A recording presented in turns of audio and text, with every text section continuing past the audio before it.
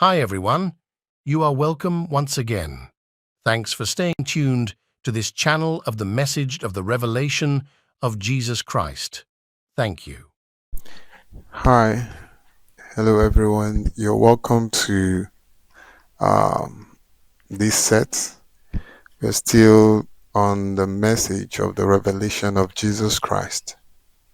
Um, from the previous video, we talked about introducing the kings, the four kings of the first dispensation.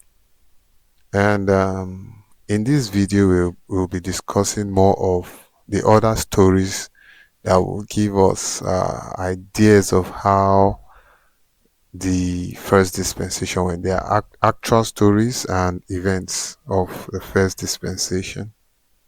And to give an introduction to the stories, I'll read from Daniel chapter 7, verse 2. Daniel 7:2 says, Daniel spake and said, I saw in my vision by night, and behold, the four winds of the heavens strove upon the great sea. He said the four winds of heaven strove upon the great sea. I want us to see something here. I want to explain something here. So let's look in Revelation 17. Yes, Revelation 17, verse 1. I want to explain something about that. Daniel 2:7-2. So Revelation 17:1 says, And there came one of the seven angels which had the seven vials, and came and talked with me, saying unto me, Come hither, I will show unto thee the judgment of the great whore that sitteth upon many waters. This is not a story of the first dispensation, but a prophecy came here, a revelation actually came here, and in verse 15 of this Revelation 17, the angel, he was trying to get the explanation of what this revelation means. And verse 15 says, And he said unto me, The waters which thou sawest, where the whore sitteth, are people and multitudes and nations and tongues. You can see, in verse 1, it mentioned the whore sitting upon great waters. And now in verse 15, he's trying to tell him that that water which you saw the horse sitting on, he say, where the horse seated, he say, are people. That water are people and multitudes and nations and tongues. So you can see what water means here in this revelation, talking about the people. So if we go back to that Daniel chapter 7, verse 2, let me read it once again. It says, Daniel spake and said, I saw in my vision by night, and behold, the four winds of heaven strove upon the great sea. So the great sea which we are seeing here refers to the people, the tongues, the nations, the many tribes that were there during the time, the first dispensation. So let's just get that understanding. This great sea means the people. So verse 3 said, And four great beasts came up from the sea, diverse from another. So we can see now those four great kings, the great beasts, they were beasts before their transformation. They were beasts that were called out to be kings. So they came out from the sea, meaning they came out from the people. You see that? So I just want us to keep that understanding that the sea here means the people. Also, there's something I want to point out again. Let's look at Daniel chapter 2, verse 37. Daniel 2, 37. Sorry. Daniel 2:37. Okay. Daniel 2:37 says, "Thou, O king, art a king of kings, for the God of heaven had given thee a kingdom, power, and strength, and glory." You know, if we remember, we read the scripture earlier when we were talking about the dispensations. Daniel was giving the interpretation of the dream to King Nebuchadnezzar, and talking about the gold kingdom, he said, "Thou, O king, art the king of kings, for the God of heaven had given thee a kingdom, power, and strength, and glory." Yes, just keep this in mind in the interpretations, and we'll go to Isaiah chapter 14, verse 4. Isaiah 14:4.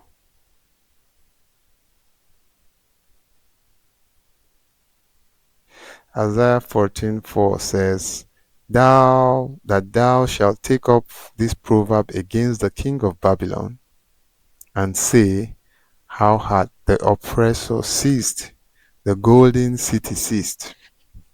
Now, this proverb, or this prophecy that was speaking concerning the king of Babylon, was actually talking directly to Lucifer. If you read through the scriptures from that Isaiah 14, if you read downwards, you're going to see that he's talking directly to Lucifer. Because in verse 12 of this Isaiah 14, verse 12, it says, "How art thou fallen from heaven, O Lucifer, son of the morning? How art thou called down to the ground, which did weaken the nation?" So the statement was made to Lucifer.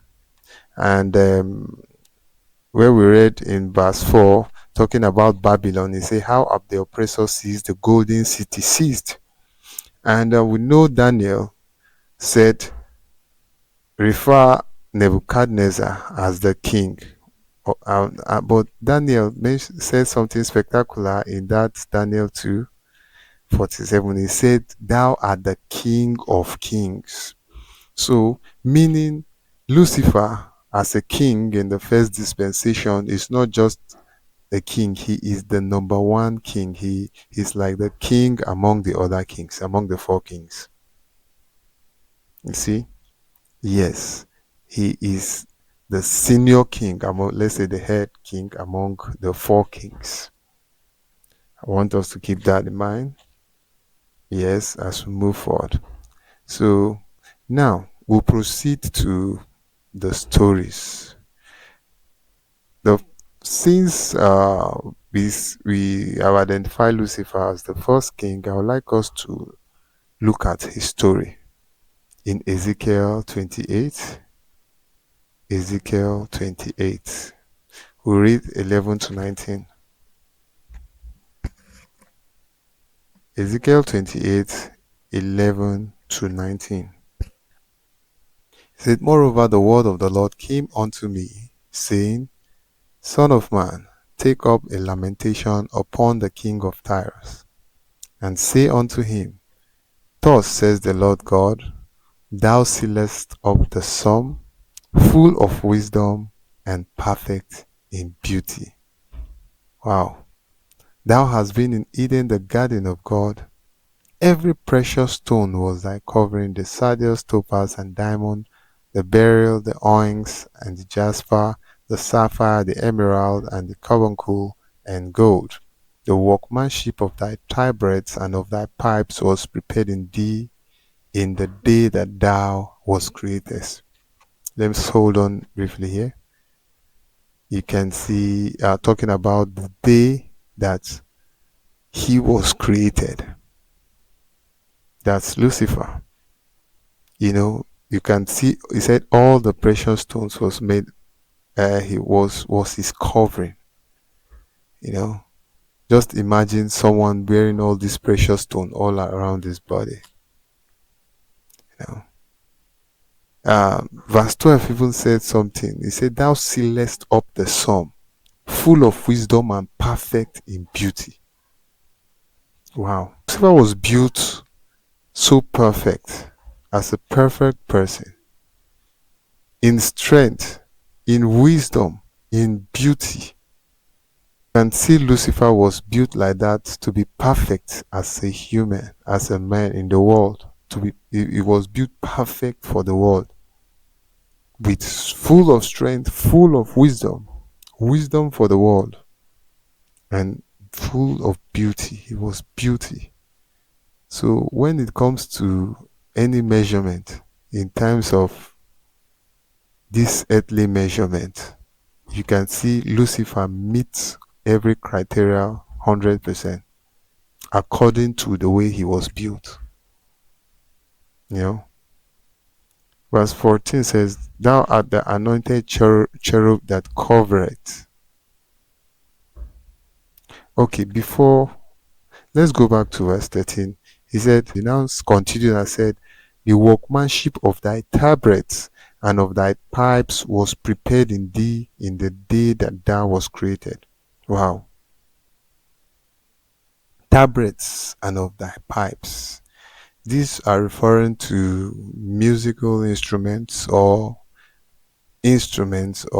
items that brings out musical sounds. He said, "It was prepared in thee in the day that thou was created." This is beautiful. You know, music is something that everybody loves. And in Lucifer, God built there's an inbuilt instrumentals inside him. Instruments of music was put inside him. So just like people having beautiful voice, I think Lucifer can make a complete music with himself. That means if he just imagine someone like this, if he talks out music, beautiful melody. That's the way he was built.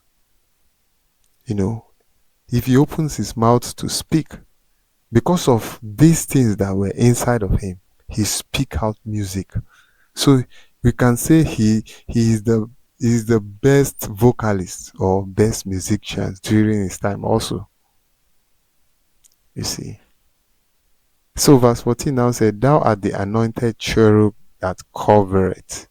Yes, he's an anointed cherub that covered. Definitely you have to cover everywhere in the world because of all these qualities that are in him.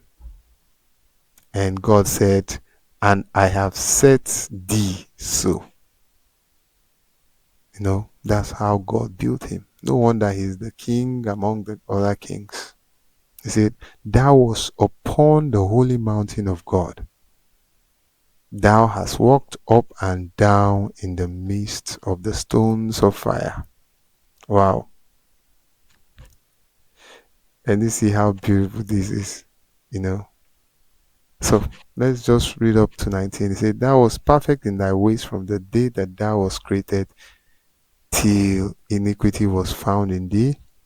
By the multitude of thy merchandise they have filled the midst of thee with violence, and thou hast sinned. Therefore I will cast thee as profane out of the mountain of God, and I will destroy thee, O covering cherub, from the midst of the stones of fire. Thine heart was lifted up because of thy beauty. Thou hast corrupted thy wisdom by reason of thy brightness.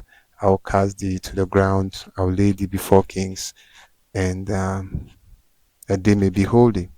Okay, before we proceed from here, I don't want to start going into negativity after seeing how beautiful this person was built. Okay, this is the introduction about Lucifer. So before going into the negative part of it, let's look at other things about him. There's another story in Daniel chapter 8, an illustration about Lucifer. So we'll read Daniel chapter 8, 8 to as in 2 to 8.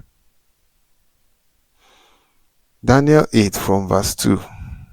It says, "And I saw in a vision, and it came to pass when I saw that I was at Shushan in the palace, which is in the province of Elam. And I saw in a vision, and I was by the river of Ulai.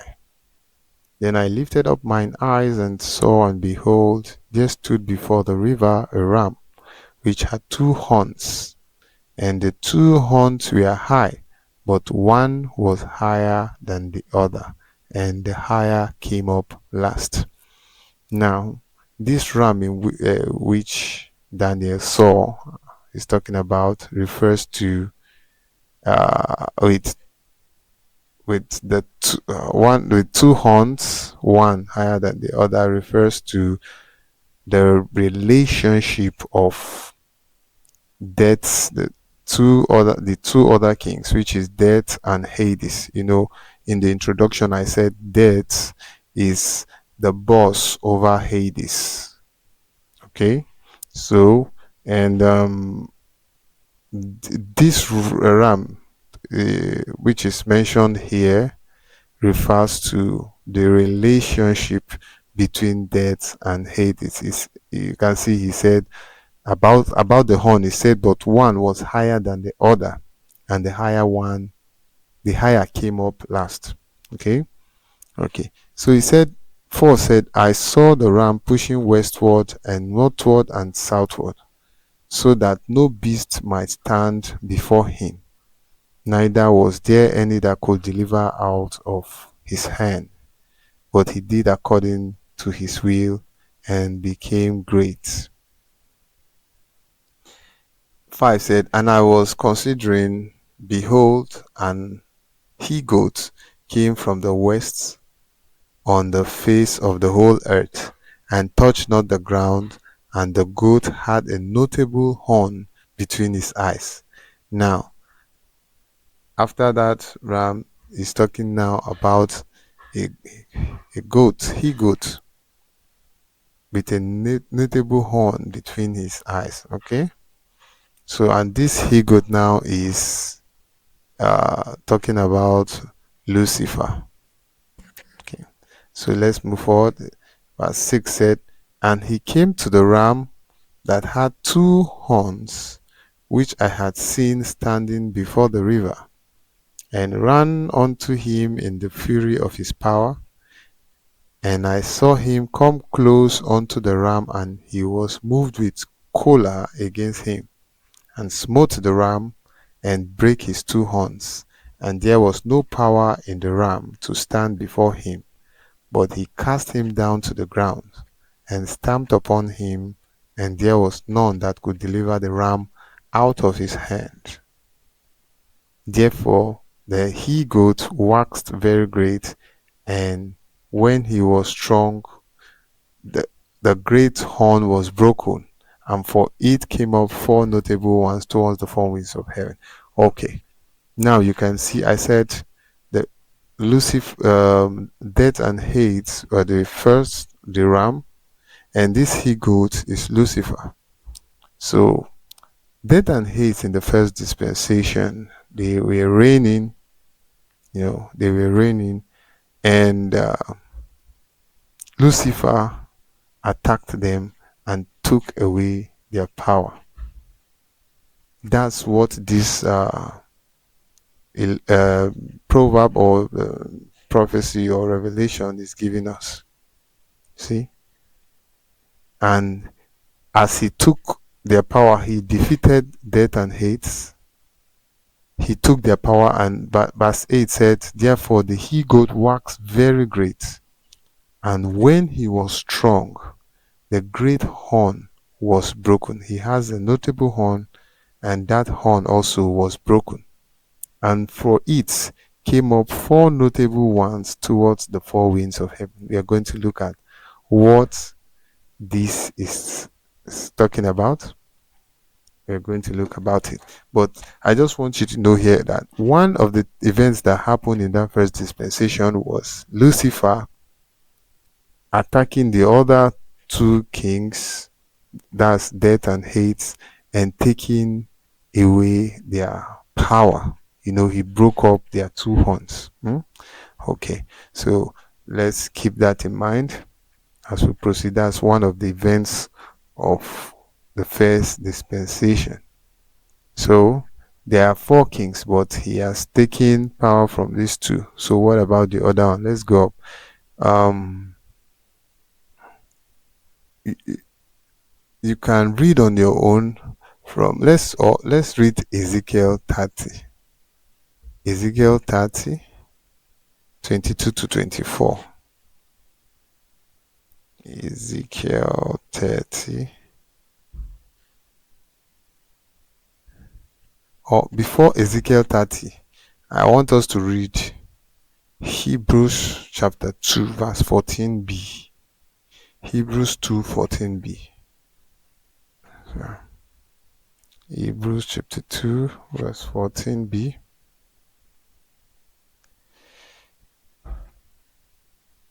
Okay. Or let me just read from the beginning. When we get to the B part, you see, it said, Hebrews 2:14 says, For as much as the children are partakers of flesh and blood, he also himself likewise took part of the same. Okay? But this B part is where I'm going now. He said that through death he might destroy him that had the power of death, that is the devil. You can see now, this is in the third dispensation. They're trying to speak of relating to the first dispensation, that him who has power over death, that is the devil. Okay, so let's read Ezekiel 30 from 22 now.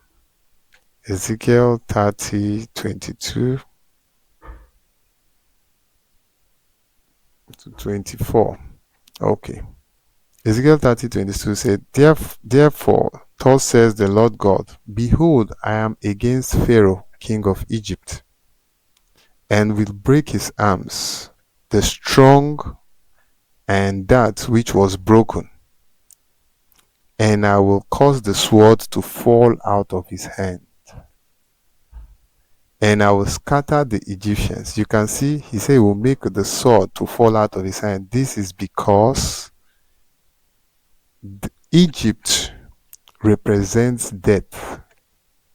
Okay, Egypt in its time, from the second dispensation we had Egypt. Okay, and Egypt represents death, because in the realm of the spirit you see him as the one holding the sword, and we're going to see more about that.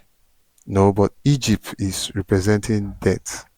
So verse um okay, verse 23 said, And I will scatter the Egyptians among the nations, and I will disperse them through the countries. And I will, 24 said, And I will strengthen the arms of the king of Babylon. You can see the king of Babylon now, you see, and put my sword in his hand. But I will break Pharaoh's arm, and he shall groan before him with the groanings of a deadly wounded man. Okay, so you can see that death was uh, Egypt was captured by Babylon, which is the death be, being representing, is a replay of the defeat which Lucifer defeated death in the first dispensation. So it's just a repeat of it in the second dispensation when Babylon captured Egypt. Okay, prophetically and according to Revelation, that's what was replayed. So you can also read on your own Jeremiah 45, Jeremiah 46 also. You see more of these things. Okay, so let's see some of the activities of Satan, death, and hate. Let's look at Habakkuk chapter 1. Habakkuk chapter 1, where I'll be reading lengthy verse, so I'll read very fast. I'll read Habakkuk chapter 1 from 1 to 11. Okay, we'll also read chapter 2, 5 to 10. So Habakkuk 1 from verse 1 says, the burden which Habakkuk the prophet did see. O Lord, how long shall I cry, and thou wilt not hear? Even cry out unto thee of the violence, and thou wilt not save. Why dost thou show me iniquity, and cause me to behold grievance? For spoiling and violence are before me, and there are that raise up strife and contention. Therefore the law is slack, and judgment doth never go forth. For the wicked doth compass about the righteous, therefore wrong judgment proceeded.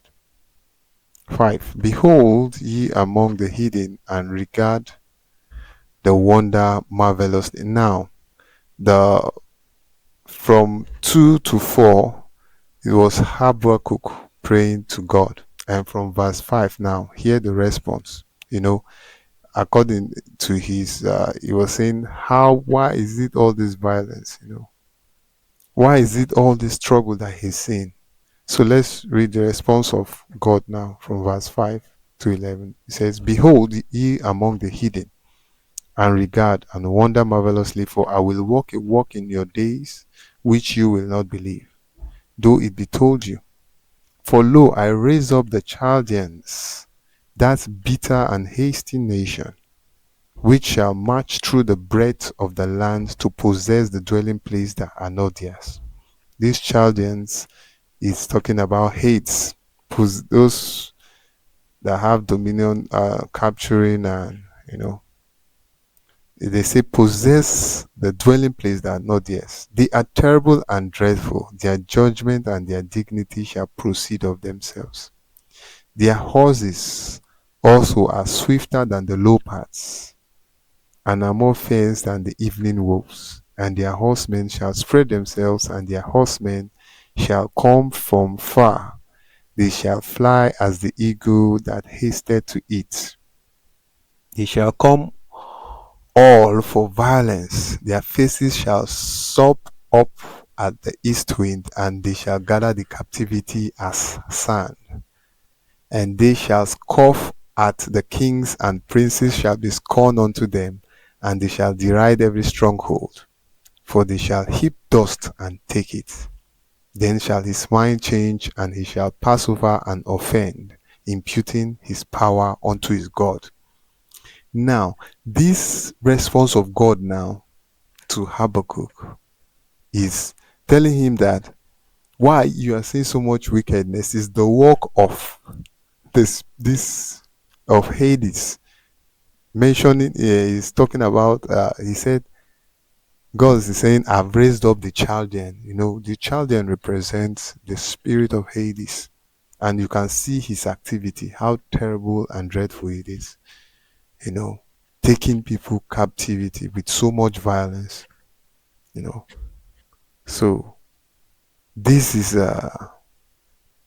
and verse 11 says something. It said, then shall his mind change, and he shall pass over and offend, imputing his power unto his God. You see, he will impute his power unto his God. We know Hades works with death. So because death is above Hades. See? So this response that God gave the prophet Habakkuk is telling him from verse 5 to 11 about the activity of Hades. That's why you are seeing so much violence. Let's read Habakkuk 2 and 5 to 10. Habakkuk 2, 5 to 10. Habakkuk 2, 5 to 10 says, yea, also, because he transgresseth by wine, is a proud man. Or, let me, yes. Yea, also, because he transgresseth by wine, he is a proud man, neither keepeth at home, who enlargeth his desire as hell, and is as death, and cannot be satisfied, but gathereth unto him all nations, and heapeth unto him all people. Shall not all these take up a parable against him, and a taunting proverb against him, and say, Woe to him that increaseth that which is not his? How long? And to him that ladeth himself with thick clay. Shall they not rise up suddenly that shall bite thee, and awake that shall vex thee, and thou shalt be for bodies unto them? Because thou hast spoiled many nations, all the remnant of the people shall spoil thee, because of men's blood, and for the violence of the land of the city, and of all that dwell therein. Woe to him that coveted an evil covetousness to his house, that he may set his nest on high, that he may be delivered from the power of evil. Thou hast consulted shame to thy house by cutting off many people, and hast sinned against thy soul. Wow. So you can see the uh these Chaldeans, this Hades, how they operate. So now in the first dispensation, that's how you see his operation. And you see the part in verse 11, chapter 1, verse 11 of Habakkuk, where it mentioned, he said, He shall relate his power to his God. That's everything he's doing, relating it to his God, which is death. So all these events are revelations given, and the way God has set things to operate. You see, Habakkuk is a man in the second dispensation, but God is giving him answers that this is the spirit that is operating. So, the Chaldean, that's the spirit of hate. So, to give us a good story also about this first dispensation is a study of the book of Job. The story of Job is the story of the first dispensation. Yes, it gives us insights, to the perceptions, the activities of the people and the kings of the first dispensation. In the story of Job, you might think it happens in the second dispensation after Adam. No, but this is actually a story of the first dispensation, and we're going to see how. So, but this is, and it happened before the transformation, as we saw in Daniel chapter 7, the transformation of the kings. The kings transforming into several other things. This story happened before their transformation. So let's go to the book of Job chapter 1 and see more. But I would like to give a background of the story, because if we say we will read, it's be a lengthy thing. You can read them on your own. But Job is this very rich man that feared God so much during his time. He was very wealthy, in fact, one of the wealthiest people in his time. And everything was just working out for him. He has 7 sons, 3 daughters. He have a lot of camels, wealth, people working for him. So that's how he lived until, Job chapter 1. Let's read from verse 6. Okay. He said, There was a day when the sons of God came to present themselves before the Lord, and Satan came also among them. Now, this is actually talking to in that first dispensation. There's a time when that is set when these 4 kings, and maybe and others also, but these 4 kings concerning the earth, these four kings go to give their reports to God. I said before Satan fell, he was Lucifer. Okay. So, and that time he was still Lucifer. He went to present himself to God. They That's their work. After a while they take reports to God. That's to the Almighty God. So there was a day when the sons of God came to present themselves before the Lord, and Satan came also among them. He's supposed to be among them, there were four of them, to present themselves to the Lord. And the Lord said unto Satan, Whence comest thou? And then Satan answered the Lord and said, From going to and fro in the earth, and from walking up and down in it. You see, um, let's pause here. Go to Ezekiel. I want us to compare this Job chapter 1 verse 7 to Ezekiel 28:14. Yes, Ezekiel 28:14. 28 verse 14. Okay, Ezekiel 28:14 said, Thou art the anointed cherub that covered. God asked Lucifer, Where art thou coming from? He said, From going to and fro in the earth. Okay. So this Ezekiel 28 is saying, Thou art the anointed cherub that covered. That covered. Okay. He covers everywhere in his work. You see, and I have said this so. Okay, because God has given him that responsibility. He said, Thou was upon the holy mountain of God. Thou hast walked up and down in the midst of the stones of fire. Okay, thou hast walked up and down in the midst of the stones of fire.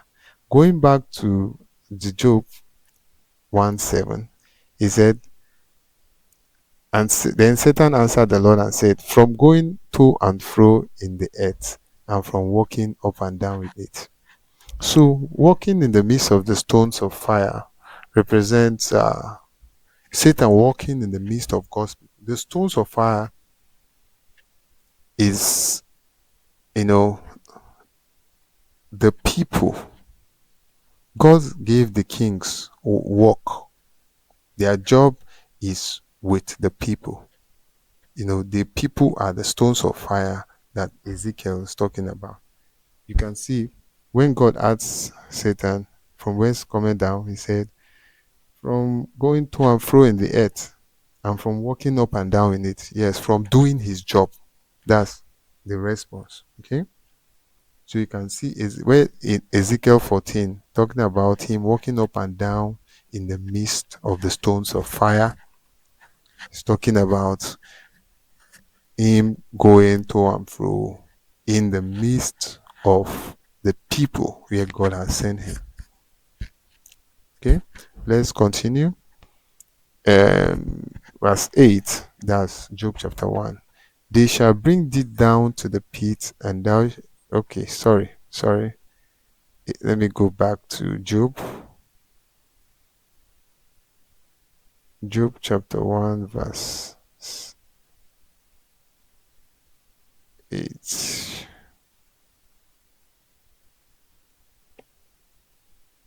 Okay.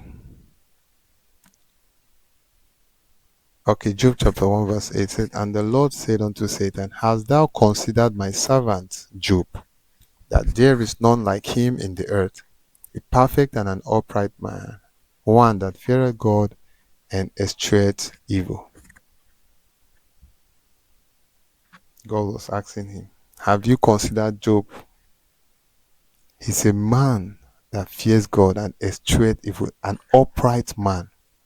Now you can see this is talking about their work that these kings do. So God has sent them to consider man if they can be perfect, if they are upright, if they can fear God and shun evil. Okay, let's look at the response of Satan.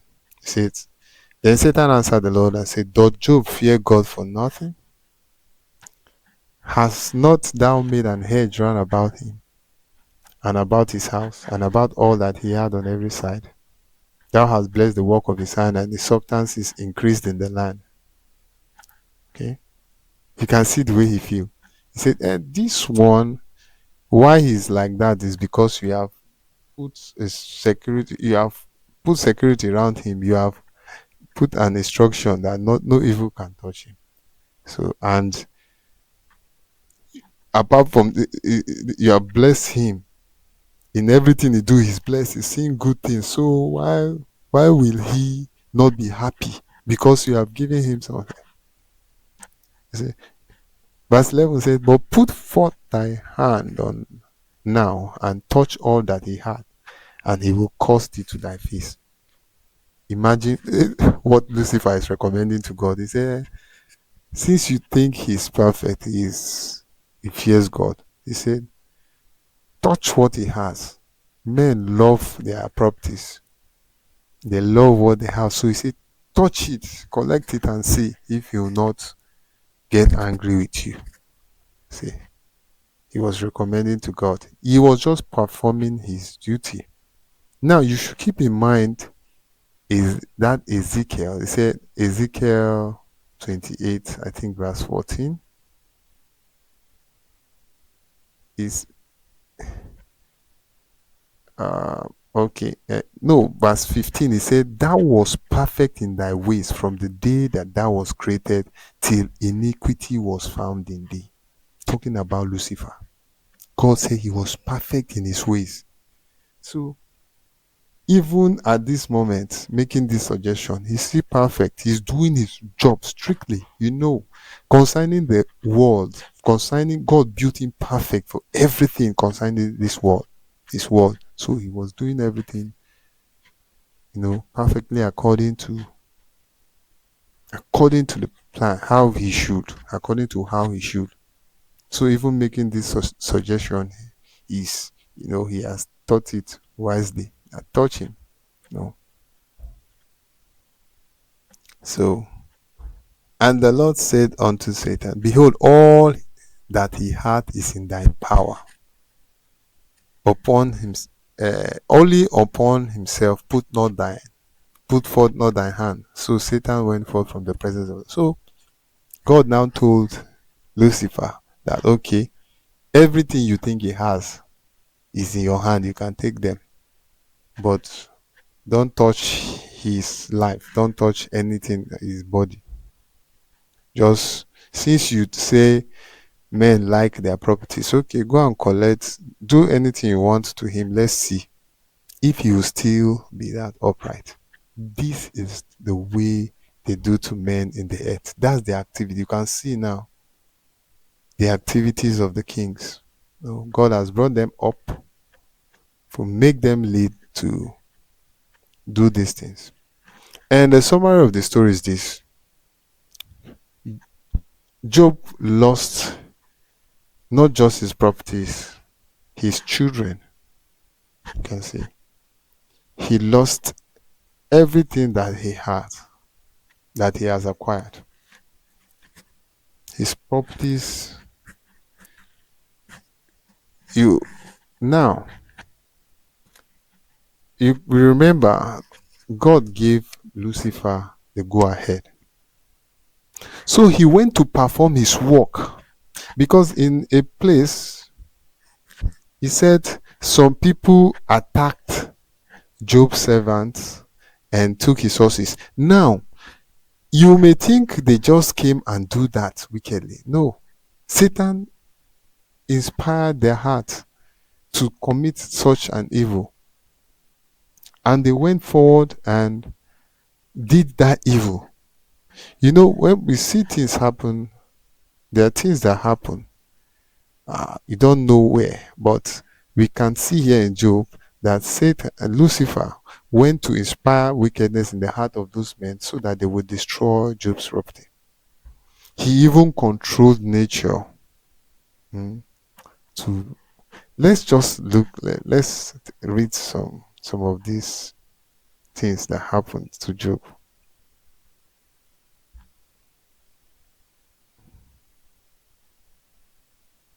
Uh, okay. Job 113, he said, and there was a day when his sons and daughters were eating and drinking wine in their eldest brother's house. And there came a messenger unto Job and said, the oxen were plowing and the asses feeding beside them, and the Sabaeans fell upon them and took them away. Yet they have slain the servants with the edge of the sword, and I only am escaped alone to tell thee. See, while he was here speaking, there came also another and said, the fire of God is falling from heaven and had burned up the sheep and the servants and consumed them, and I only am escaped alone to tell thee. While he was here speaking, there also came another and said, the Chaldeans made out 3 bands and fell upon the camels and have carried them away, yea, and even slain the servants with the edge of the sword, and I only am escaped alone to tell thee. And while they were there speaking, there came also another and said, thy sons and thy daughters were eating and drinking wine in the eldest brother's house. And behold, there came a great wind from the wilderness and smote the 4 corners of the house, and it fell upon the young men, and they are dead. And I alone am escaped to tell thee. Just imagine all these terrible things Lucifer went to inspire, both controlling men and using nature. You know. But Job made a profound response to this and said in verse 20, said, then Job arose and rent his mantle and shaved his head and fell down upon the ground and worshipped and said, naked came I out of my mother's womb, and naked shall I return thither. The Lord gave, and the Lord had taken away. Blessed be the name of the Lord. In all this, Job sinned not, nor charged God foolishly. Wow. So, um, wow. Now you can see what Satan has brought upon Job. And Job did not sin. You know, there are a lot of people in that world that has fallen, but Job stood firm. That's why God was able to acknowledge him in the first place. But later on, there was another meeting where the sons of God went to meet with God, and Lucifer still said, um, touch an eye for an eye, touch his body, touch his skin. If you touch him in his skin, in his body, he will succumb. He will know that God has forsaken him and he will forsake God. He still made that comment, and God still asked him, go and touch his skin. Let's see. But don't touch his life. Touch his skin. Let's see if he will give up that confession. And Satan still came and struck Job with sicknesses and strike him with serious sickness that people that were around him were running from him, even his wife. You know, you'll be surprised why Satan didn't take his wife when he first said touch his possession. He left the wife, for this time probably, so that uh, he can even inspire the wife. Maybe she can help prosper his mission. Because when he touched the skin of Job, when he gave him serious sickness with boils all over that people were running around, his wife told him, just curse God and die. Because that's what it is in that first dispensation. Karma works very fast. So the wife was telling Job, curse God and die. But Job refused. So you see, that's how Job was bedridden. And Job had these 3 friends that came to visit him. And uh, in Job chapter 2, or chapter 2, verse Job chapter 2, verse 11. Job 2:11 says, Now when Job's three friends heard of all this evil that was come upon him, they came every one from his own place. Eliphaz the Temanite, and Bildad the Shuhite, and Zophar the Naamathite, for they had made an appointment together to come to mourn with him and to comfort him. And when they lifted up their eyes afar off, they knew him not. They lifted up their voice and wept, and they rent every one his mantle, and sprinkled dust upon his head, upon their heads towards heaven. They were mourning with Job. They saw his condition was so terrible. So they sat down with him upon the ground 7 days and 7 nights, and none spake a word unto him, for they saw that his grief was great. Now you see, his three friends came for 7 days, 7 nights. They didn't say anything to him. They were just mourning because of the gravity of the situation. Okay, so then something profound happened in chapter 4, where the first friend, which is Eliphaz, he started this speaking. Earlier I told us for 7 days they didn't say anything. So after the 7 days, this is the 8th day now, and Eliphaz the Temanite started speaking. But in verse 12 to 16, there's something he said. That's Job 4:12 to 16. He said,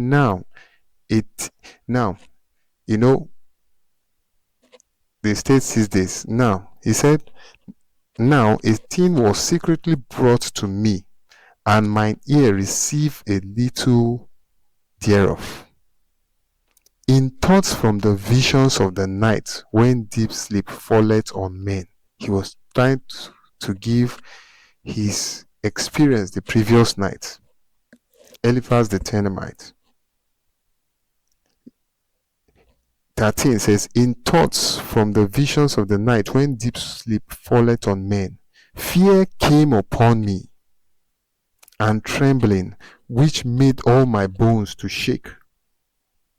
Then a spirit passed before my face. The hair of my flesh stood up. It stood still, but I could not discern the form thereof. An image was before mine eye. There was silence, and I heard a voice saying. Before we go to what he was saying. Now, Eliphaz said he saw a spirit, and he saw the form that came to him. His body shook. He was full of fear. But that spirit that came to him now is Lucifer. Lucifer is about to possess this man. And we are going to see through Eliphaz's comments subsequently that to see how Lucifer is and how he relates to men, what he thinks about men. Eliphaz, as a Job friend that came to mourn him, has been possessed. And from this moment, he's going to speak on behalf of Lucifer. Now, the other two friends, Bildad and Zophar, didn't give us their experience. But looking at what happened to Eliphaz, I can say that the other two kings, which is Death and Hate, also possessed the body of Bildad and Zophar, which are the other two friends. Now, these three kings are represented in this situation of Job. Their job, they came as friends to comfort Job. And the work of these kings actually to comfort man. Man was little compared to them in in creature, as a creature.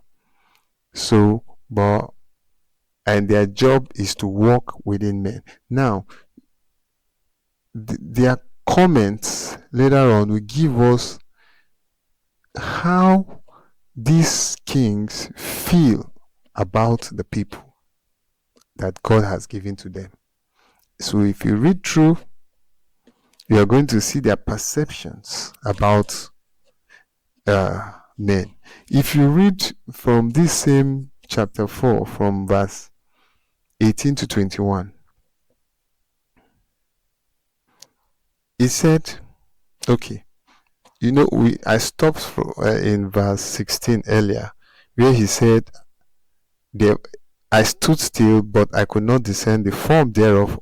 An image was before my eyes. There was silence, and I heard a voice saying, okay. 17 said, now that voice was speaking to Eliphaz now. That voice that possessed him. That's Lucifer.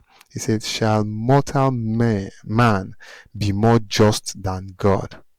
Shall a man be more pure than his maker? Behold, he put no trust in his servants, and his angel he charged with folly. That's talking about God. That he doesn't trust his servants. He charges angels with folly. He said, 19 said, how much less in them that dwell in houses of clay, whose foundation is the dust, which are crushed before the moth. So you can see it's Lucifer speaking, and that's what he's feeling. He was talking to Eliphaz while possessing him. 20 says, they are destroyed from morning to evening. They perish forever without any regarding it. This statement means in that first dispensation, men are perished, men are destroyed. He say without any regarding it. Now, in this our dispensation, we believe that when man die, then he goes for judgment, and that judgment will be the deciding factor.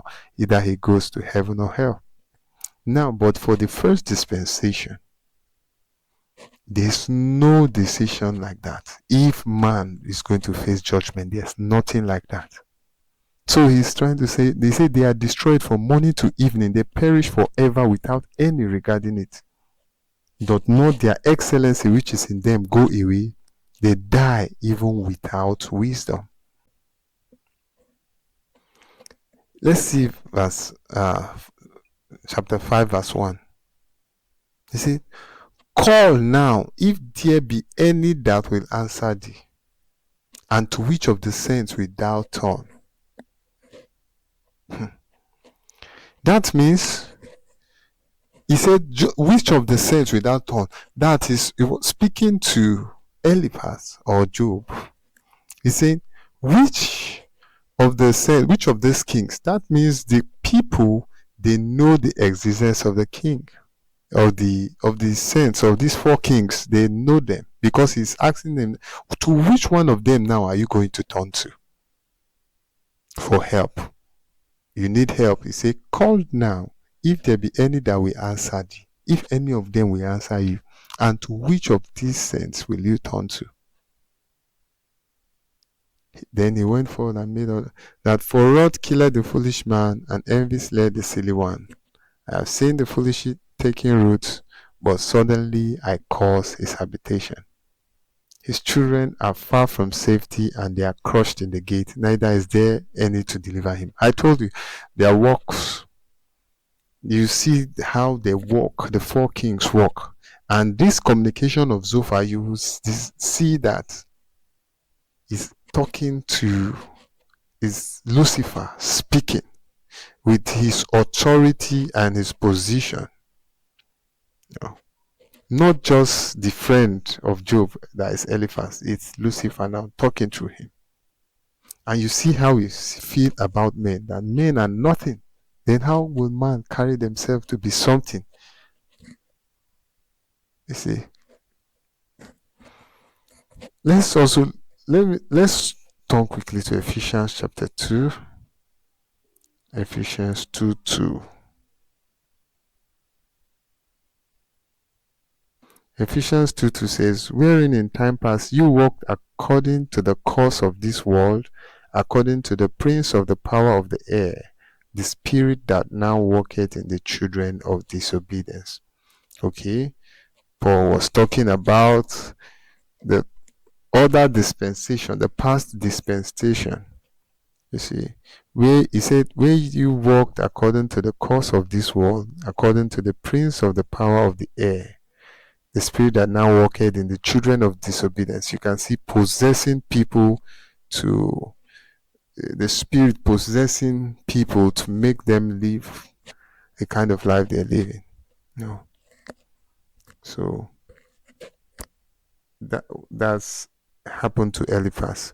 So let's move forward in Job, because there's a lot in that Job. You can read for yourself in light of these things to see more. Job 5 verse 2. Okay, Job 5:2 says, for all killeth a foolish man, and envy slayeth the silly one. I have seen the foolish taking root, but suddenly I cause his habitation. His children are far from safety, and they are crushed in the gate, neither is there any to deliver them. Whose harvest the hungry eateth up, and taketh it even out of the tongues, and the robbers swalloweth up their substance. Although affliction cometh not forth of the dust, neither doth trouble spring out of the ground, yet man is born under trouble, as the sparks fly upward. See, how can his friend trying to comfort him be giving him all this kind terrible talks? So let's look at also chapter 15, Job 15, 14 to 16. Okay, he said, what is man? Now Eliphaz is still talking. The same Eliphaz is still talking. 14 say, what is man that thou should be clean, and he which is born of a woman that he should be righteous? You see the way Lucifer failed. Behold, he putteth no trust in his saints, talking about God. Yea, the heavens are not clean in his sights. That's his talking. That's the way he sees God. That even them themselves, they are not clean in the sight of God. Verse 16 say, how much more abominable and filthy is man, which drinketh iniquity like water.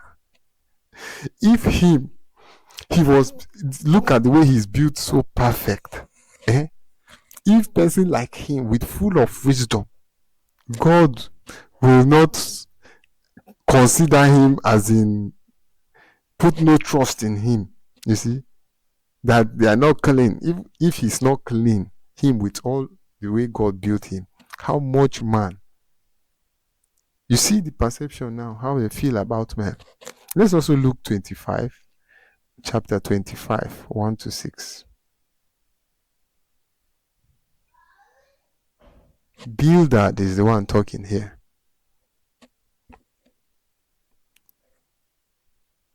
Job 25, 1 to 6. Then answered Bildad the Shuhite and said, dominion and fear are with him. He maketh peace in his high places. Is there any number of his armies, and upon whom doth not his light arise? How then can man be justified with God? Or how can he be clean that is born of a woman? Behold, even to the moon and it shineth not, yea, the stars are not pure in his sight. How much less man that is a worm, and the Son of Man which is a worm? You see the way the perception of the friends now about man and about God. You see their mindset. See. So you now know that these guys are not really there on behalf of themselves. If not, they would have been given comfortable words, but they have been possessed. If you look in chapter 4, 5, chapter 15 and 22, that where Eliphaz speak, you know he represents Lucifer. And chapter 8, 18, verse 25, where Bildad speak, I see him representing death.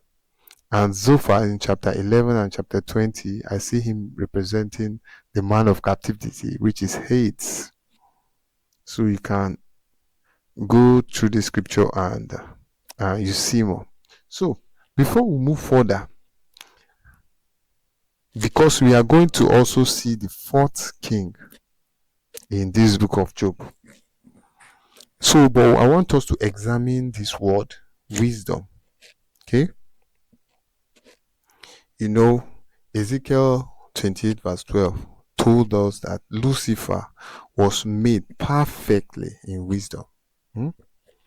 He was perfect in wisdom. Okay? But Job 4:18, and we see how he feels. Okay? In that Job chapter 4 verse 18, it says, no, Job 4:20. Job 4:18 also and 20. Job 4:18 says, behold, he put no trust in his servants, his angels, he charged them with folly. Now, a man of wisdom towards God, why will he say something like this? Okay. And I want, when I saw this, why will a man full of wisdom be saying this? I have to analyze the word wisdom. You know, wisdom, to me, wisdom comes out from information. Now, you have information. If there's an information and you take a hold of it to know it, then it becomes a knowledge to you. If the information is available for someone who doesn't have it, do not have that knowledge. But once you have that information, it becomes knowledge to you. And if the information is beneficial to you, because if you convert that knowledge, to make it beneficial to you, it becomes your wisdom. Let me give an illustration. If myself and yourself, you take hold of a particular information and it becomes knowledge to us, and you went ahead to convert that knowledge you have to make it beneficial to you, we can say you have wisdom, okay, because you are able to convert that knowledge to make it beneficial to yourself. I might also have the knowledge, but if I can't convert it to make it beneficial to me, I will not be operating in wisdom. But you do, because you have converted that knowledge into something beneficial to you. So you have wisdom. Now, if you as a man of wisdom is able to look at my side and say, okay, let me help this man so that I'll make this information beneficial to that person. If you do it so, not with the aim of benefiting anything, but let the benefit selflessly, let it benefit to someone else, it becomes understanding. Now, you can make something beneficial to someone and it will not be understanding if that benefit is beneficial to you. If you are doing it because it's beneficial to you, it's not understanding. But if you are doing it with the aim of helping that person, it becomes your understanding. Now, you can be operating with understanding and it will still benefit you, because the major aim is to help the person, not because of what you are getting. So now, Information that has become knowledge to you, you're able to make it beneficial to yourself. That's your wisdom, and you're able to make it beneficial to someone else, which shows your understanding. Okay, so that's my analogy of wisdom and understanding. So now that Job 14:18 shows, he said, behold, he put no trust in his servants. That's Lucifer speaking through Eliphaz, saying he's put no trust in his servants, and his angels he charged with folly, talking about God, that God do not trust his servants and he charges angel with folly. He might be making that comment, might not be the way it actually is. Okay, so even though he is a man that is perfect in wisdom, now why he lacks here is because his wisdom is completely about the world and his job. Okay, God is in the other side. Okay, so now relating to God, that wisdom now, it's different. You need a different wisdom to relate with God, because with him, the wisdom he has, making this comment shows that this wisdom is limited to the relationship with God, this wisdom in which Lucifer has. Okay, it's important we clarify that. So we can say Lucifer is perfect in the wisdom of the world. Okay, because he seeing having a knowledge, he can convert it to make it beneficial to himself as related to this world. Okay, so, and that being said, let's see what they feel. Also, we've seen what they feel about men, what they feel about men in terms relating to wisdom. In Job chapter 15, verse 8 to 13, he said, Job 15, 8 to 13 said, hast thou heard the secret of God? Talking to Job, Eliphaz talking to Job. And dost thou restrain wisdom to thyself? What knowest thou that we know not? What understandest thou which is not in us? With us are both the grey-headed and very aged men, much elder than thy father. You see, are the consolation of God small with thee? Is there any secret thing with thee? Why hast thou thy heart carried thee away, and what do thy eyes wink at? That thou turnest thy spirit against God, and lettest such words go out of thy mouth. Now, talking to Job, is saying, are you claiming wisdom to thyself? Now, there's a particular wisdom that he see Job speaking, and Job is claiming to be wise. So, and he know he's full of wisdom. He's trying to ask Job, so now are you trying to say you are the only one that is wise? Because I don't understand this, your wisdom. Now, have you heard the secret of God? That's what he's asking Job, to claim wisdom for himself. See? So he's trying to verify Job's wisdom, because he don't understand the response of Job. I might not go to the responses of Job, but I would like you to, on your own, go to the different responses of Job. Read through it and see for yourself. Also, let's look at Zophar, what Zophar said in chapter 11, from verse 5 to 12. He said, now Zophar said, but oh, that God will speak and open his lips against thee, against Job, and that he will show thee the secrets of wisdom, that they are double to that which is. Know therefore that God exacted of thee less than thine iniquity deserved. See, canst thou be searching, find out God? Canst thou find out the Almighty unto perfection? It is as high as heaven. They know they know the place. They go there. What canst thou do? Deeper than hell, what canst thou know? The measure thereof is longer than the earth and broader than the sea. If he cut off and shut up or gather together, then who can hinder him? For he knoweth vain men, he seeth wickedness also. Will he not then consider it? For vain man would be wise, though man be born like a wild ass colt. See? So they feel men do not know wisdom. But while they were talking and Job was responding, there was a high point where they talked and stopped in verse 25. I think Zophar spoke last in verse 25. Then Job started responding.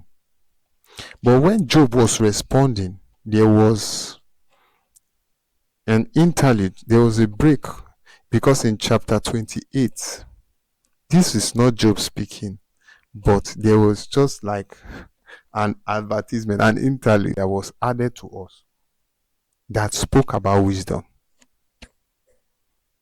See? So, if we read through, surely there is a vein for silver, there's a place of gold where they find it. Now, when you read through this chapter 28, it reads all through, and from, let me read 26 to 28, you can read all through. So say, when he made a decree for the rain and a way for the lightning of thunder, then did he see it and declare it. He prepared it, yea, and searched it out. Talking about someone that went in search of wisdom. He went in search of something. He went through different paths looking for that something. In that first dispensation, speaking of someone, went in search for something. He searched all through. He said, verse 27 said, and he did, then did he see it, and he now saw what he's looking for and declared it. He prepared, yea, and searched it out. 28 says, and unto man he said, behold, the fear of the Lord, that is wisdom, and to depart from evil is understanding. He went in search for it, and he found wisdom and understanding. Look, Proverb 8:22. Let's just look up Proverb 8:22 briefly, and we'll be back. Proverb 8 verse 22. It says, the Lord possessed me in the beginning of his ways, before his work of old. Now, it's wisdom talking now. If you read this proverb from verse 1, wisdom is the one speaking. He said, the Lord possessed me in his ways before the works of old. Okay?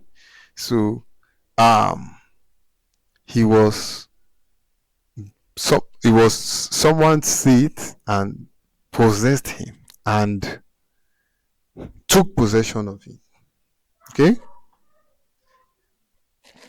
Now, this is wisdom that was found. So after Job was speaking, was responding to his friends, this interlude was brought to us, introducing wisdom and understanding. And when Job completed what he was saying in Job 31, in Job chapter 32, okay, let me read from verse 1. So these three men ceased to answer Job, because he was righteous in his own sight. That's the three men now. Lucifer and his colleagues, they stopped answering Job. Then was kindled the wrath of Elihu, the son of Barachel, the Buzite, of the kindred of Ram.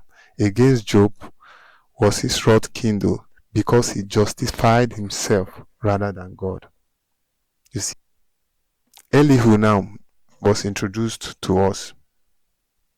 Okay?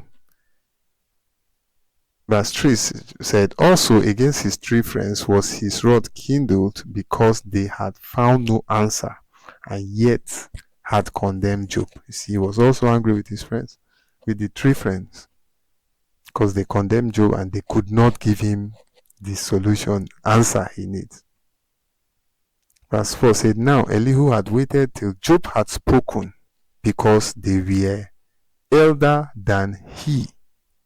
When Elihu saw that there was no answer in the mouth of these three men, then his wrath was kindled.